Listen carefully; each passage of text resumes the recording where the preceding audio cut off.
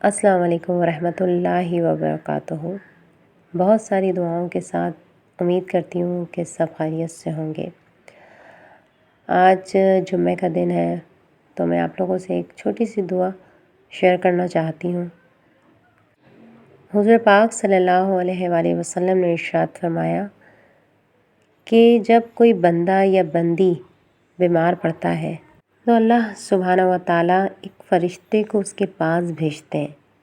کہ جاؤ اور دیکھ کر آؤ کہ یہ بندہ کیا کہہ رہا ہے۔ نبی کریم صلی اللہ علیہ وآلہ وسلم کا فرمان ہے کہ اس کی اولاد، اس کی جان، اس کی مال،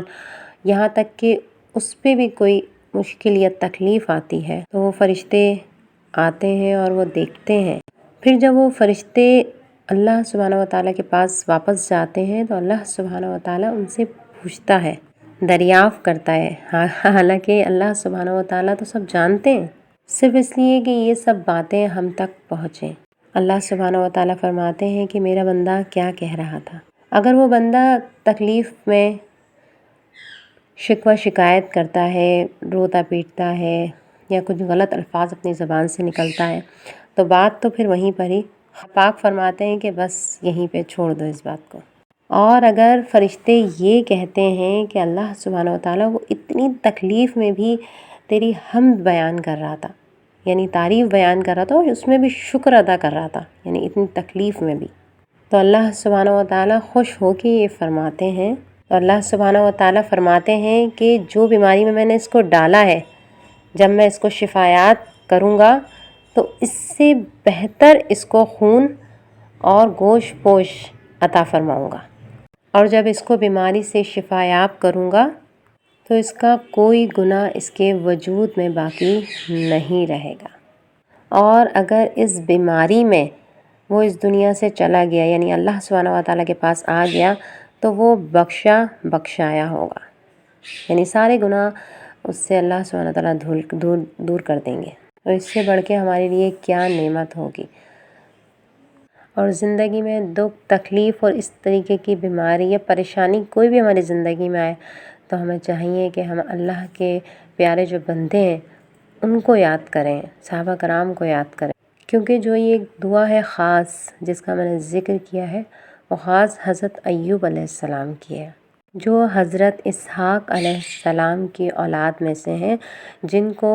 اللہ سبحانہ و تعالیٰ نے اولاد بھی دی، دولت بھی دی، ہر چیز کی کثرت دی، اور جب آزمائش آئی تو ان کا گھر گرا اور ان کی ساری اولاد، بچے بچیاں سب وصال پا گئے۔ جو بھی اونٹ تھے، ہزاروں اونٹ تھے اور بھی چرواہ تھے، وہ بھی سب جو ہے ہلاک ہو گئے، سارے باغات کھیت وغیرہ سب ختم ہو گئے۔ یہاں تک کہ روایت ہے کہ جب کوئی چیز ان سے چھن جاتی، یعنی کسی چیز کی ہلاکت کی خبر آتی، یہاں تک کہ اولاد کی وصال کی بھی خبر آئی تو یہی کہا کہ الحمدللہ، ساری تعریفیں اللہ کے لیے، اس نے عطا فرمایا تھا اور اسی نے لے لیا، اور ساتھ میں یہ کہا کہ یہ چیزیں جب میرے پاس تھیں تو میں اللہ سبحانہ و تعالیٰ کا شکر بھی ادا نہ کر سکا۔ اور جب حضرت ایوب علیہ السلام سخت بیماری میں مبتلا ہو گئے اور اتنی سخت بیماری میں ان کو سب چھوڑ کے چلے گئے سوائے ان کی بیوی کے، اور 1-2 مہینے نہیں، یہ بیماری کا سلسلہ سالوں سال چلا۔ پھر وقت گزرنے کے ساتھ ساتھ ایک ٹائم آیا تو خود اللہ سبحانہ و تعالیٰ نے ایک دعا کی تلقین فرمائی۔ یہ دعا سورہ انبیاء آیت نمبر 83 ہے۔ اس دعا کے شروع کے جو الفاظ ہیں وَأَيُّوبَ إِذْ نَادَى رَبَّهُ، تو اس کے معنی یہ ہے کہ ایوب علیہ السلام یعنی انہوں نے اپنے رب کو پکارا۔ تو علماء نے فرمایا کہ یہاں تک پڑھنے کی ضرورت نہیں ہے، بلکہ اس سے آگے انی مسنی الضر وانت ارحم الراحمین، اس کا مطلب یہ بنتا ہے کہ مولا، مصیبتوں اور پریشانیوں نے گھیر لیا ہے تو سب سے زیادہ رحم کرنے والوں میں رحم کرنے والا ہے۔ اس رب سے زیادہ کون رحم کرنے والا ہے؟ تو وہ رب جو 70 ماؤں سے زیادہ محبت کرتا ہے۔ یہ دعا پڑھنے کے بعد حکم ہوا کہ آپ اٹھیں اور اپنا پاؤں جو ہے وہ زمین پہ ماریں، ایک چشمہ جاری ہوا تو پھر اللہ سبحانہ وتعالیٰ نے حکم دیا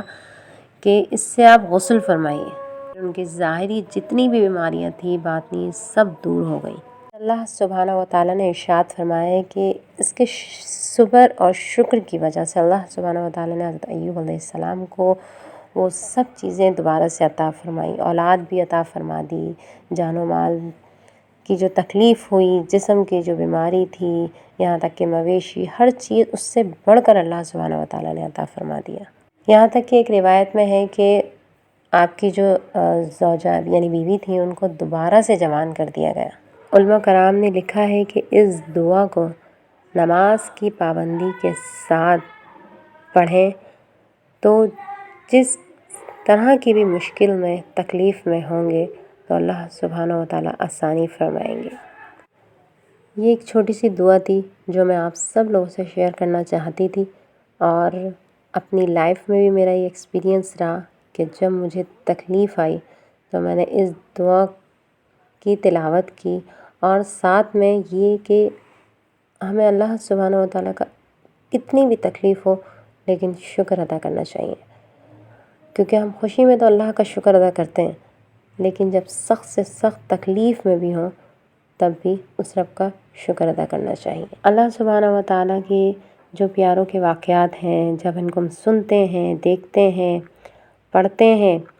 ہم نے اپنی لائف میں سنے ہوئے بھی ہوتے ہیں اور کافی واقعات دیکھے ہوئے بھی ہوتے ہیں ہم نے، اور لیکن جب یہ چیزیں جب ہمیں ریپیٹ ہوتی ہیں، جب دوبارہ سننے میں آتی ہیں تو وہ ایک جو ہے وہ چیزیں ہم لوگوں کے ایمان میں تازہ ہو جاتی ہیں اور ہم وہ چیزوں کو اچھی طریقے سے جو ہے وہ کرنے کی کوشش کرتے ہیں. تو ہمیں اپنی ضرور زندگیوں میں جو اپنے پیاروں کے واقعات جتنے بھی بزرگان دین ہیں، انبیاء کرام ہیں، قرآن پاک میں جتنے بھی واقعات ہیں ان کو ضرور ہمیں جو ہے وہ پڑھنا چاہیے اور اپنی زندگیوں میں لانا چاہیے. آپ سب کے لیے بہت ساری دعائیں دیں، دعائیں لیں. دعا تو حفاظت ہے، دعا عبادت ہے، دعاؤں کا حصار ہے. اللہ سبحانہ وتعالیٰ ہم سب کو اپنے حفظ و امان میں رکھے، اور ڈھیر ساری دعائیں سب دوستوں کے لیے. ہمیں بھی دعاؤں میں یاد رکھیں. انشاءاللہ تعالیٰ نیو ویڈیو کے ساتھ پھر حاضر ہوں گے. اپنا بہت سارا خیال رکھیں. اللہ حافظ.